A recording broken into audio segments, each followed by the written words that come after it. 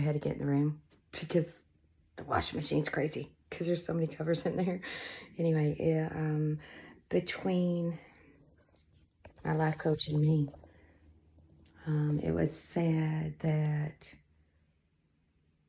it's always a time for combat and death and all that. No, there is not. Ever. And no, it's not okay. It will never be okay. Ever. Not in my reality. And it shouldn't be in anyone's reality. You know? No. When do we as a people stand up and say, that don't seem right, because what did God say? Thou shalt not kill.